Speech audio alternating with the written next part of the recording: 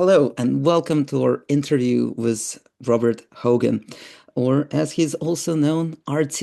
It gives me immense pleasure to welcome you, RT, to our session today because there's nobody I can think of that I would rather have as our first interview as part of a series of interview with authors of psychometrics, because there's nobody else that I know of who have spent so much of their life devoted to academic research, creating psychometrics, helping people to understand them, and creating a thriving global business about assessments as well.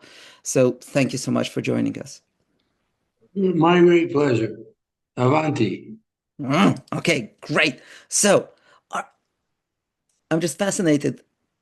Why personality? Why devote so much of your energy, fight uphill struggles with academics throughout your career, create business to compete with established businesses and succeed? Why did you do this? Sure, in one sentence or less, right? Big picture, little picture. Big picture, people are the deadliest invasive species in the history of the earth. People are what are going to kill everything. Personality psychology is properly understood is about the nature of human nature.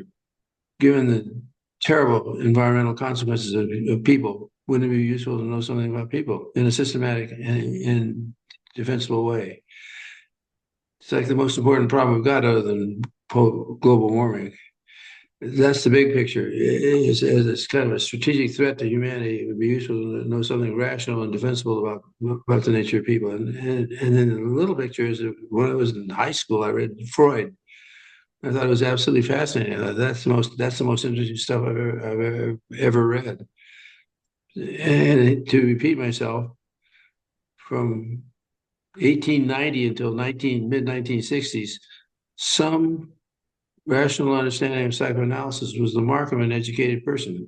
Educated people, thoughtful people took personality theory seriously as embodied in psychoanalysis, and to a minor degree, Jung and Erickson and Adler.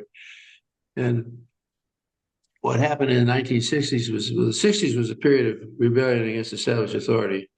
And a jerk of a psychologist from Stanford named Walter Mischel published the books arguing that there's no such thing as personality, and as a result, personality assessment doesn't work. And we're still living with the residue of his infamous series of claims because he just took over psychology. People just went for it crazy because I don't know why he was so. He's clearly wrong. At a conference once I said, if you go around telling people that the world is flat, they'll think you're crazy. If you go around telling the world that there's no such thing as personality, they'll give you a Nobel Prize. Walter Mischel is the most famous psychologist of his generation, precisely for making the nihilistic claims there's no such thing as personality. So a good part of my interest in all this is just revenge against the stupidity of the Mischel revolution. And when you were an academic, how many submissions of personality, research on personality that you submitted, which were rejected? Started, I wanted to make the case that personality is an important predictor of occupational performance. Until the 1960s, if you ask a psychologist for a selection test, they would sell you an IQ measure. Mhm. I call those people IQ Nazis. Mhm. I knew most of those old IQ guys. They were in fact racist. They were all Southerners, and they thought the fact that blacks got lower scores on IQ measures than whites was reality. And if you asked a psychologist in 1958 for a selection test, they'd say an IQ measure, knowing full well if they were discriminating against black. Well, with the Civil Rights Act of 1964 and subsequent legal developments, it became illegal to discriminate in the hiring process. And what I was trying to do was show that personality predicted occupational performance as well as IQ, but it didn't discriminate. It's like the blind audition in selecting musicians. Before blind auditions, orchestras systematically deselected women. They wouldn't hire women musicians, but with blind auditions, women had. So I saw personality as the blind audition for employment purposes. I did 3 or 4 empirical papers showing that personality worked really well at predicting performance and didn't discriminate. The first 13 papers I sent out for submission were rejected out. They wouldn't even read them because they said, because of Walter Mischel, we all know these tests don't work. We all know, we know as a matter of faith that these tests don't work. They wouldn't read the damn papers. It was really awful. It was 2 years. I finally got a paper published. I thought I was going to get fired. I mean, it's in big league academia, it's publish or perish. What are you going to do when they won't even read your papers? So I'm offering that up as an example of the anti-personality bias that was existing in the mid 1960s. And we prevailed, and I think it was us who sort of broke the wall down and made the case that personality predicts performance. And then the old joke is in academia, in academia, your ideas go from being outrageous to commonplace overnight. At time one, what you're saying, Hogan, is outrageous. At time two, oh, we already knew that. And what do you think is currently the state of personality understanding in academia? Oh, it's moronic. It's stupid. Academic personality psychology is devoted to trait theory, which is wrong in just so many ways. I can't. I don't think it's worth going. Ultimately, trait theory says personality is traits, and traits are behaviors. And how do you know you have the behavior, have the trait? Because you can see the behavior. It's perfect. The fundamental unit of analysis is recurring consistencies in behavior. That's true. That's what we're looking for. Recurring consistencies in behavior. Well, they say traits are recurring consistencies in behavior, and you explain recurring consistencies in behavior in terms of traits. The whole trait theory is completely circular and mindless and atheoretical, and so mainstream academic personality psychology has just gone down a rabbit hole from which they'll never probably ever escape. It's because of the overall level of anti-intellectualism in the culture. People are just not interested in ideas. They're not interested in thinking carefully about what trait theory actually means. We publish a lot on this, but we can't get the uptake on it because people trait theories Trait theory is personality psychology for dummies. How's that? The situation currently is that a lot of academic psychometric personality assessments don't differentiate between what you like or what's important to you, how you behave, or the maladaptive stress response. They just put it all together. And whenever you can challenge them that, especially when they try to do 360 assessments, they still stick to traits. But at the end of the day, other people just see your behaviors. They don't see your traits. To other people, your behaviors are your traits. They define traits as enduring neuropsychic structures. Well, who studies neuropsychic structures? Neuropsychologists. Personality psychologists should study performance, not waste time speculating about phlogiston and neuropsychic invisible neuropsychic structures, underlying neuropsychic structures. I have no idea what color are neuropsychic structures. It's phlogiston. It's an imaginary substance. All we can do is see what people do and listen to how they talk about it. That becomes a database. And then when you devise methods to predict what they're going to do, regardless of what they say about it, we're all, empiricism is the nature of science.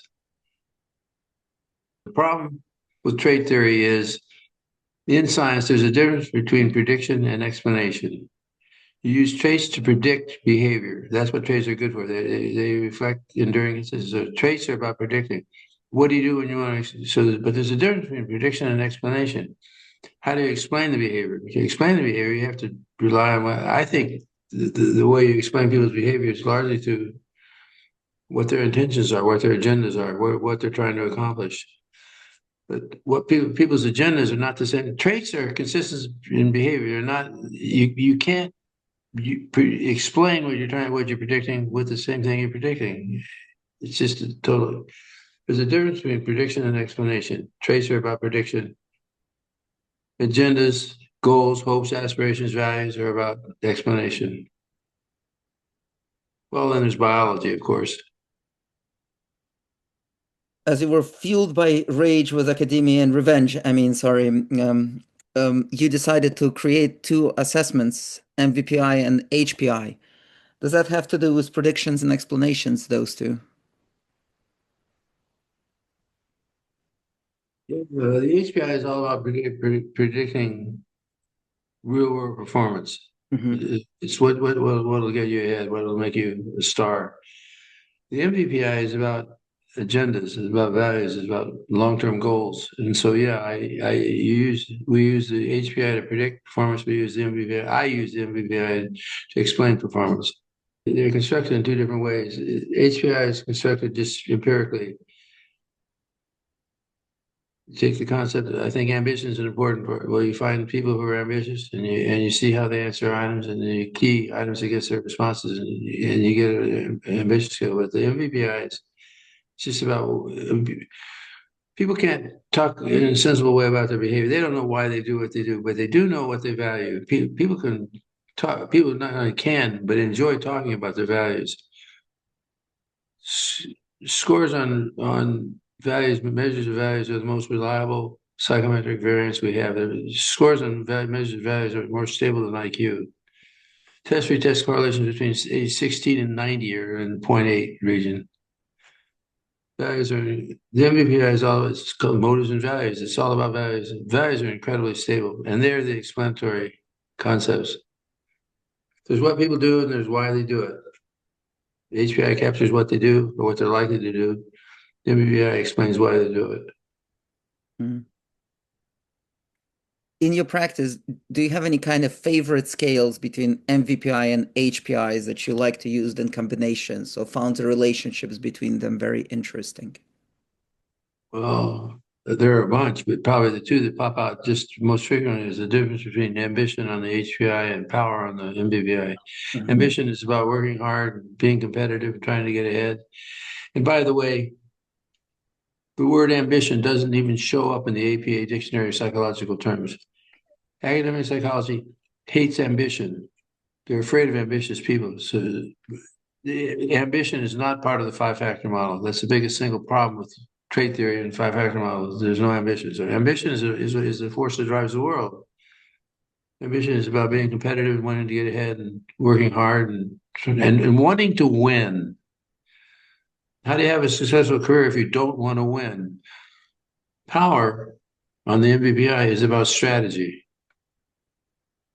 If you have a high score on ambition and a low score on power, you're going to just rush around like a chicken with its head cut off. So, so there's wanting to win, and then there's being thoughtful and strategic about winning. So it's ambition and power. You put those two together, and you have somebody who's a calculating, driven monster who's going to take over and run the world. Mhm. Interesting. I can think of a few people who likely to score high on that. But it's really interesting to sometimes find people with no ambition in powerful positions when they're put Yes, there without actually any time wanting to be there. And they're yes, floundering and they're not having a very enjoyable time, to put it mildly. yes. So, ambition, power, fantastic combination. Any others come to mind? Well, there's this whole charisma cluster on the HDS Hmm. of bold, which is narcissism, colorful, which is histrionic tendencies, and mischievous, which is psychopathic tendencies. There's all sorts of data to show that charisma cluster predicts the hell out of career success. It's quite, and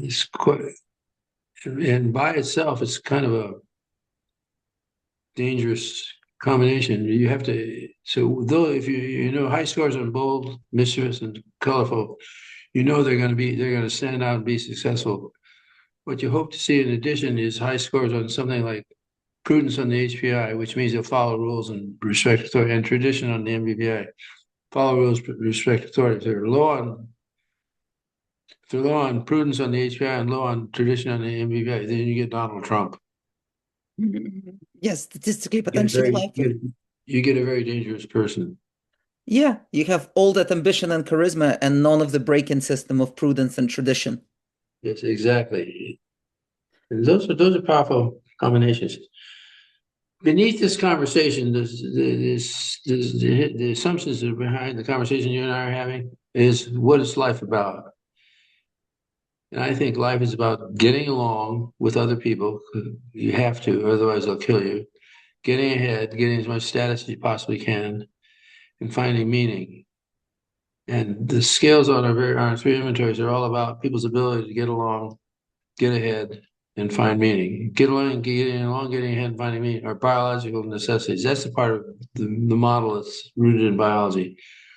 If you can't fit in as part of the group, you'll die. We're a group. We evolved as a group living species. You have to be able to fit into the group, or you literally die. And once you're a member of the group, then you need as much. There's an imperative to acquire as much status as you can in order to have what's biologists call reproductive success. Status. So getting along, getting ahead are associated with reproductive success, and then finding meaning. I think I I can't explain finding meaning. I can only tell you that it's a human universal. Religion is a constant in all human societies, and there must be a reason for that. I'm not religious, but religion is the most powerful force in human affairs. There must be a reason for that, and I think it's because people have this built-in biological need for meaning and structure, purpose. They just have it. It comes with it. Like roses are red, people need meaning.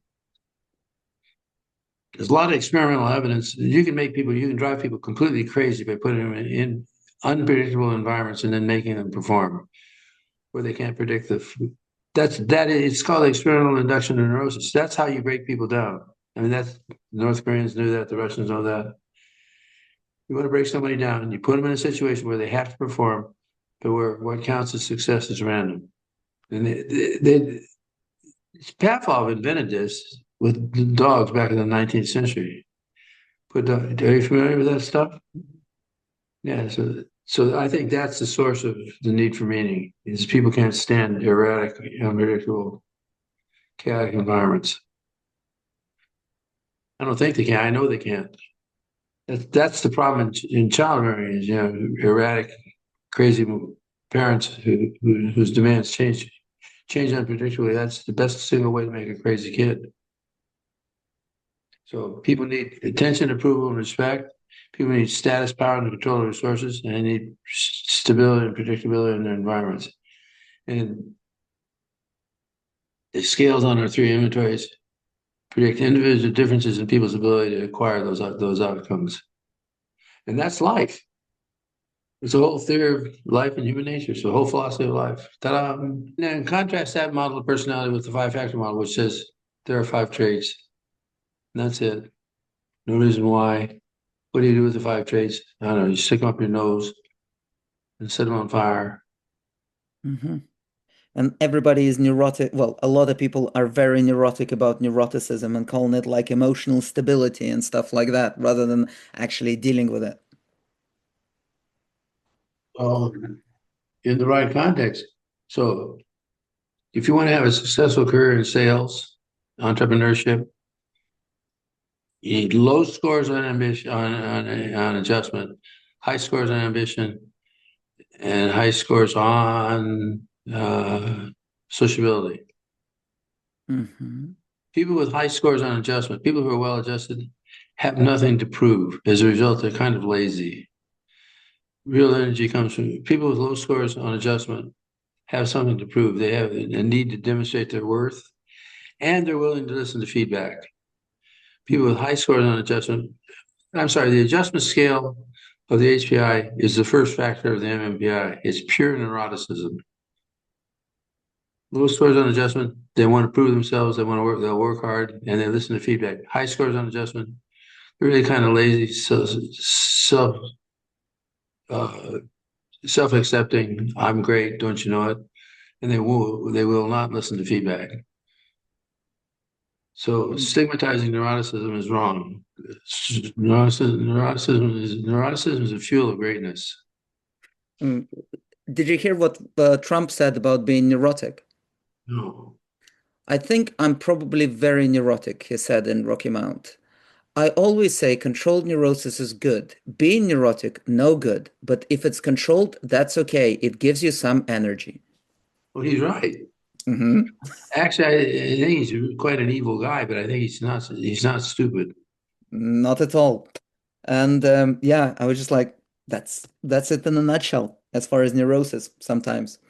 Excellent. So, RT, you have created HDS, HPI, and MVPI assessments, which are fantastically successful and held in very high regard. One of our colleagues, Kay, actually Theo, has a question for you. If you were designing the Hogan suite today from scratch, what would you do differently and why? Just really minor, small details, small things. I think the overall concept is correct. I'm a big fan of Kaizen, what I call Kaizen psychometrics. So I'm constantly reviewing scores and items and the details of the assessments to make minor. We're constantly making minor tweaks. That's what the news. So I wouldn't do anything different in the grand scale, but they're little things. So for example, we have a scale for passive aggressive tendencies on the ACS. We call it leisurely. It doesn't work as well as I'd like it to work. It's really hard to catch passive aggressive people because they're quite alert. They know what you're trying to do, and it's fiendishly difficult to capture passive aggressive tendencies in a psychometric net. So that's the answer. I wouldn't do anything differently in the grand scale, but there's lots and lots of small. Sorry,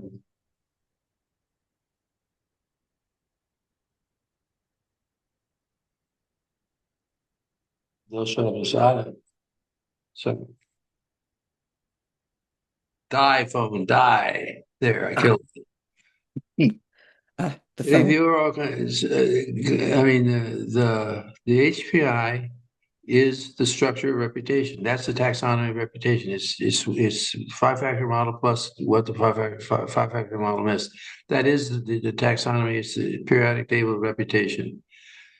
The HCS is the standard American Psychiatric Association taxonomy of personality disorders. It's standard, it's uniform, it's widely. And then the MVPI starts with the Holland model, which is the rock of vocational. It is the periodic table of career choice. And so I started with the Holland model, and I said, but I thought just because you have a high score on science doesn't mean you want to be a successful scientist. So I added power. Yeah, so you have a high score on science, yes, but you have a low score on power, you're going to just be an academic. High score in science and a high score in power, you're going to want to be a Nobel Prize winner. So I started with the Holland model, which is the rock. And then I said, what he was missing power, he was missing fun. People, hedonism is a big deal in life. He completely missed it. He was kind of Holland was a driven guy, no nonsense, kind of Calvinist. So he missed power, he missed fun. And then one more time, the most powerful dimension in all political science is liberalism and conservatism. And that's the tradition scale. I mean, that shows up in every piece of social science research you can find. The liberal conservative distinction. It's hugely powerful. And it goes to the heart of religion. Liberals are atheists, conservatives are religious. So I added those three scales to the Holland model, and that's what that's all about. Hogan puts at heart scientific rigor and research and data collection and continual validation of your instruments. Was there any data you came across that really surprised you about the most dangerous species this planet has ever known? I guess, interesting. I started when I got, I never planned to be a psychologist. I planned to be a military officer, but I was really good at the military, but I ultimately became disabused and quit and didn't know what I was going to do next. I got a job as a probation officer and working with delinquents. And I got seriously into it. And what I discovered was what you always discover: find an important problem, psychologists have nothing to say about it. There's absolutely no helpful literature on delinquency. Where did delinquents come from? What causes delinquency? How to fix it? How to cure it? I went to graduate school to solve the problem of crime. And what I discovered right away was there's a core. That Freud was right. It's all about the core of delinquency is all about the superego. The core of delinquency is all about attitudes toward authority. Bad attitudes toward authority, you get a delinquent kid or you get delinquent tendencies. But me and all my best friends have terrible scores on attitudes toward authority. That was the first thing I learned about in graduate school. My scores on there's a classic measure of normal personality called the California Psychological Inventory (CPI). It has a scale on there called socialization. Socialization scale of the CPI is the best validated scale in the history of personality assessment. It predicts the shit out of everything. It's the most valid scale as defined by a number of outcomes predicted in the history of assessment. My score on the socialization scale of the CPI was on this average with inmates in San Quentin prison. I had the same score as convicted felons, incarcerated felons. And so did all my friends. I mean, the people in graduate school that I liked. So there has to be more to moral development. There has to be more to character structure than attitudes toward authority. Because I have terrible attitudes toward authority. And every creative person in the world has bad attitudes toward. That's the essence of creativity. But they're not delinquent. And what I concluded was being sensitive to other people's expectations, being sensitive to social feedback will compensate for bad attitudes toward authority. So I hate authority, but I'm not going to do this because it'll hurt your feelings.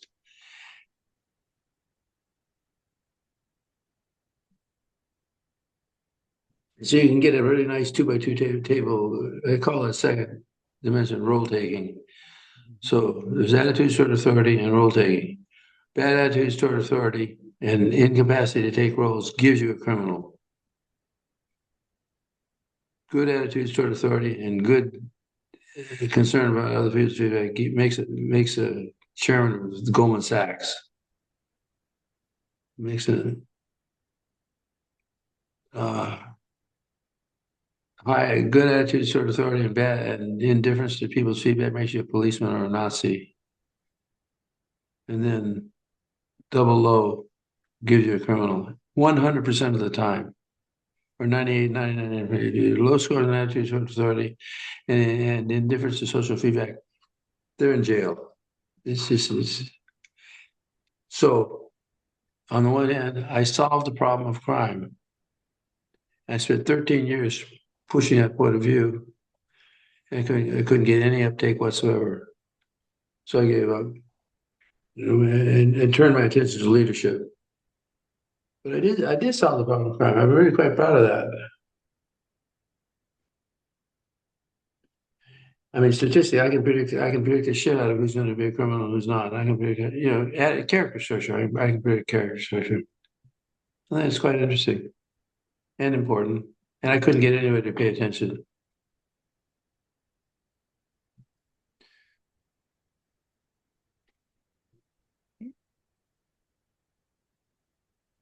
Yeah. So how would you think we should rehabilitate criminals differently based on that 2x2? Well, they're not neurotic. Mm-hmm. They just have bad attitude. I don't think there's much you can do, actually. Bad is bad. Those attitudes are quite stable. Once a criminal, always a criminal. Actually, I take that back. What I did, the one thing I found that worked was religion. If you give them a conversion experience, in world literature, there's lots and lots of cases in literature of moral decline, of people falling apart. There are almost no examples of positive moral growth. I found two back in the day. Read the autobiography of Malcolm X. Mm-hmm. It's a case of positive moral growth. He was a full-on criminal. He was an incarcerated criminal who met a black Muslim in prison who impressed him, and the black Muslim thought he was a punk, thought Malcolm X was a punk. And Malcolm X, converted to Islam and changed his life. He went from being an incarcerated felon to a religious leader. He's the same guy, but he had a cause. So if you can get him to commit to a cause, a higher cause, you can fix the criminality. Which is why I was always personally in support of the Black Muslim movement. As pre before the recording, we talked about the moral decline. Can you tell us a little bit more? I mean, I don't have well articulated views on this, but I think something about social media has made people stupid. It's quick intellectual fixes. What do they call them? Clickbait. There's just, there's no preference for. There's no predilection toward some serious intellectual inquiry. It's just what's entertaining. We see it in our young new employees. Young people today really are kind of trivial in their interests and trivial in their belief structure. I think there's just been a general dumbing down of the culture. Who reads philosophy anymore? A lot of self-help. The bookshelves are full of self-help stuff, but it's just mindless and trivial. Culture just become dumb. One more time. Until the mid-1960s, some understanding of psychoanalysis was the mark of an educated person. Educated people were expected to have read a certain set of books. No, those books are ancient history. Culture is primary process thinking is what we call it. If it feels good, do it, and do it now. And what's important is your self-development, not your contributions to the larger society.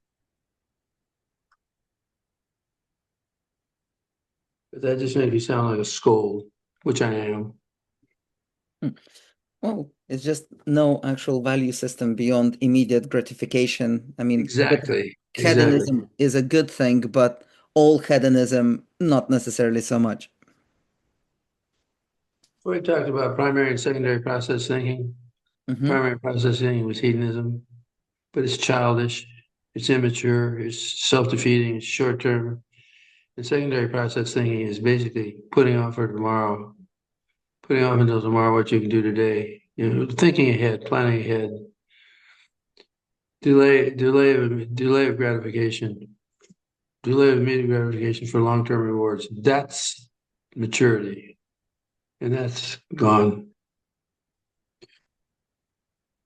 U.S. males between the age of 20 and 40 are unemployed. Only 40% of U.S. males between the age of 18 and 40 are employed. Labor participation rate, what's that about? And where are they living? They're living with their parents or they're living with a girlfriend. That's the decline of culture. It's not because they were traumatized or because COVID happened. It's because, oh, who knows? I think it's largely, I think there are such a thing as score bands or demographic bands. Youth culture has become institutionalized and idolized. So people now value youth culture over adult culture. And that's the end, Youth culture is follow your dream, don't worry about tomorrow. If it feels good, do it. Adult culture is planet. There's follow your dreamers and there's planner headers. Follow your dreamers, don't worry about tomorrow. And that's the culture. And the planner headers are regarded as dull. It's uninteresting. Planning ahead means like, what am I trying to? There's going to be a future at some point. There's going to come a point when I'm going to need some. It's planning ahead, thinking through your career. Oh, and by the way, we have data on this. On the ambition scale of the HPI, there's a subscale called identity, which is all about planning ahead and thinking carefully about your career. That little identity scale is a power packer. It predicts the shit out of all sorts of positive and negative outcomes. It's the core of what we're talking about right now. Do you have goals? Do you have life goals? Are you working systematically to pursue them? Or are you just following your dream? Going out on the road and seeing where the road takes you. The song of the open road. All these commercials of people sitting in the convertibles driving across the desert, singing. Where the fuck are they going? Yeah, I would not be singing if I was in the middle of a desert, I tell you that. I'd be very concerned how to get out of there. Yeah, exactly. And you know what I mean? The commercials, these people in the convertible singing as they go through the Mojave Desert. You're going to die out there, not cases. Mhm. So I developed our three assessments as a way of predicting job performance. Hmm. And I think what Hogan Assessment, I've always thought what Hogan Assessment sells is rational decision making, tools for rational decision making. Hire this person, don't hire that person. Promote this person, don't promote. I try to put personnel selection on a rational, quantitative basis, and we do that better than anybody on earth. I always thought that's what we were doing. It turns out that's not what people are buying. They don't. They would make more money. They make a lot more money. We have all kinds of data to show that it's much more profitable. I mean, we can tell you who to hire, who'll make you money, who not to hire, who'll cost you money. There's team killers. Anyway, we're world-class experts on personnel selection. That's not what people come to us for. They come to us for feedback, and they want to know. They want to know about themselves. They want self knowledge. So, and I have to say, until just very recently, I didn't realize that what we're selling is insight. I honestly didn't know that. Uh, in the comparison, I would compare us with something like the OPQ or the Myers-Briggs. When we give you feedback and say people like you are seen as bald-headed with glasses, we can show you data to support that interpretive statement. When we make a claim about you, you're going to be blah, blah, blah, X, Y, Z, and we can show you data to prove the statement.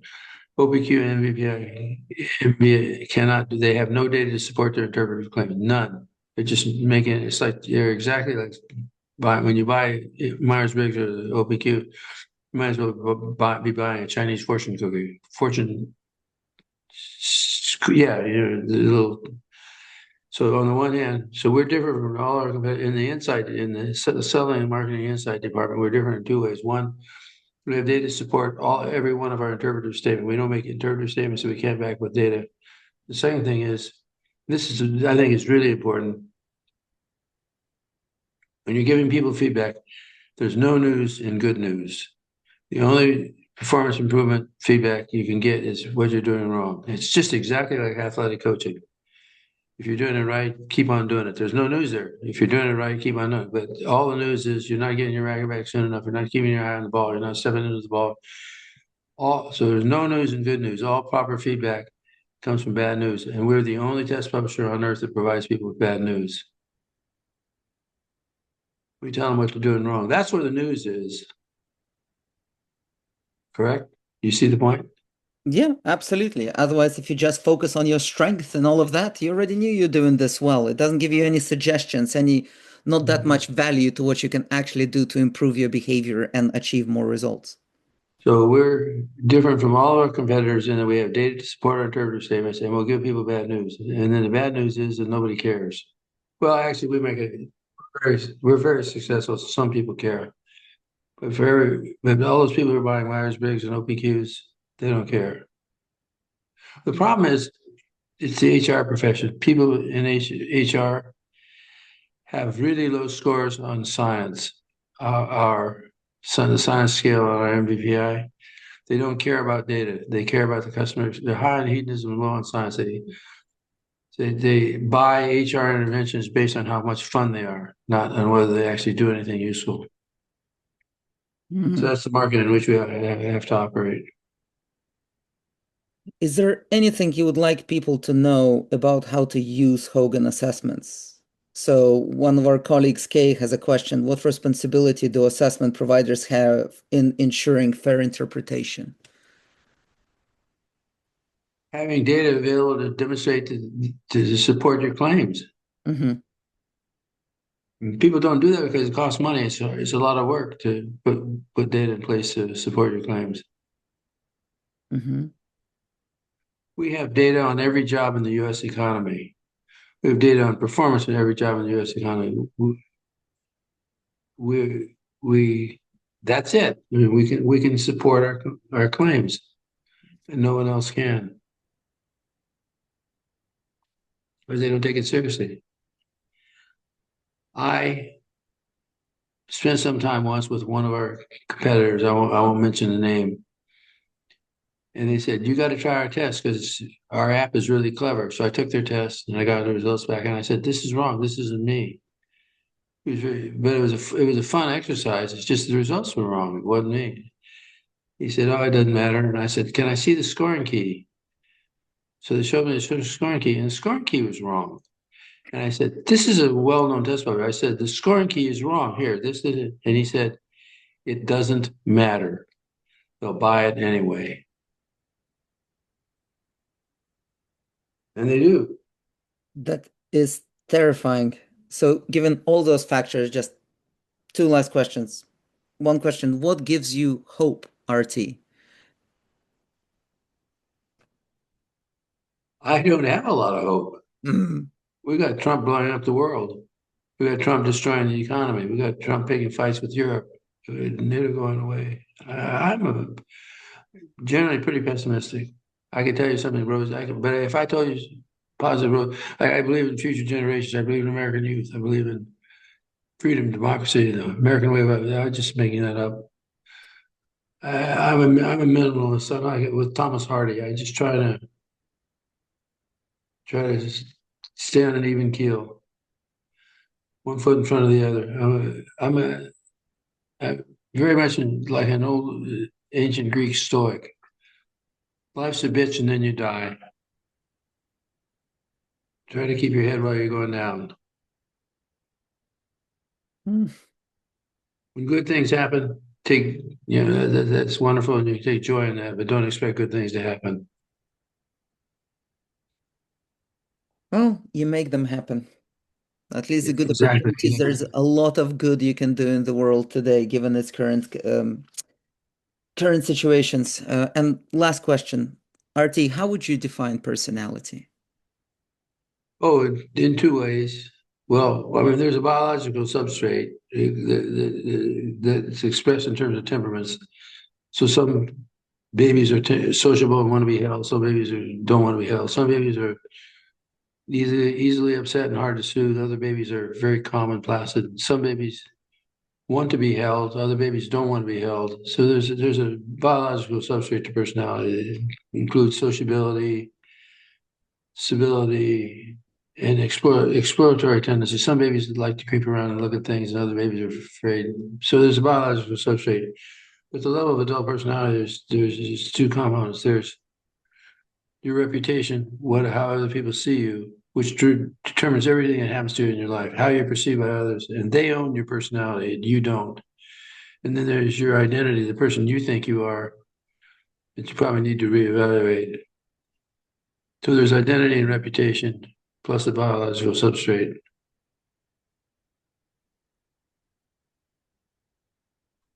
Mhm. And the goal in our business is to try to bring your identity into alignment with your reputation. We call that strategic self-awareness. And that leads to positive or maximize positive outcomes.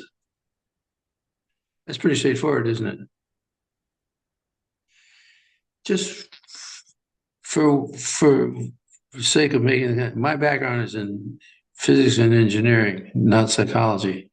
So I really have a pretty strong background in real science, and that's where the emphasis on data and analytical thinking comes from. I didn't grow up in a hippie commune. I grew up in a rat lab. I grew up in an engineering lab. Facts are your friend. Data are your friends. Numbers are your friends. What we do is we turn people into numbers and then do things with the numbers. It's just exactly like medicine. Medicine takes a bunch of physiological readings and makes a forecast about what you should do next. We turn people into numbers and say, here's what you should do next. We're in the business of dehumanizing people, destroying human uniqueness. Because nobody's unique. Everybody poops. Everybody wears glasses. People are not as unique and fundamentally different as you. We just turn people into numbers and do things with the numbers. Mhm. Yeah, we turn them into numbers and then make it useful for the people. Exactly. We actually make it, how can I put it? break it down so people can process. This is, as you mentioned, that people come to you for the feedback to actually explore and update their self-narratives. And the study of uniqueness is anti-scientific. The study of uniqueness is anti-intellectual. The goal of science is to be able to make generalizations about you or about people as a whole. And the study of uniqueness is just crazy. There's nothing you can do with uniqueness in principle. Can you tell me more about that? And then we'll wrap up. It's just anti-scientific. There's nothing you can do. Uniqueness is error variance.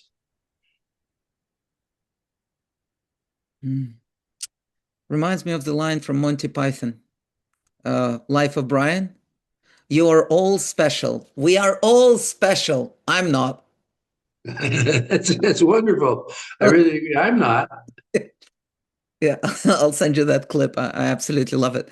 Well, thank you. Given a very wonderful, good experience in exploring your background, your journey, and just RT, thank you so much for providing such wonderful impact in understanding of personality psychology and bringing science to this chaotic field that we live in. Thank you so much. Thanks for inviting me and happy trails.